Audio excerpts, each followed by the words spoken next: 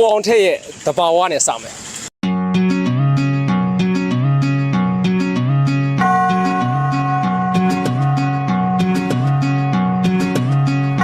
ညာလေးတညာလာလေးကမသာဘဝလေးတဲ့သူလေးရောက်လာဘသူလေးမေးတာမမိပါနဲ့တဲ့ကတားလေးနဲ့ဆိုညီတဲ့ခါအိုးချင်းတဲ့ကိုယ်နှလုံးသားခဏလေးတွင်မှကျွမ်းဝင်ခဲ့ကာရမဒန်တွေထဆွမ်းတဲ့သောနှခမ်းလေးနဲ့ရင်ခုန်မဝင်စေသည်ဒီခမ်းနဲ့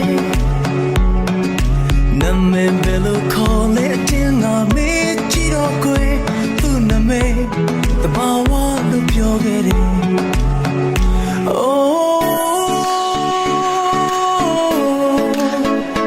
ချစ်တွေရဲ့သူလေးတင်ပေးတယ်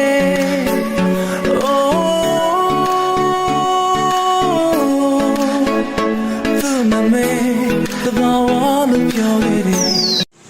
ကိုကျော်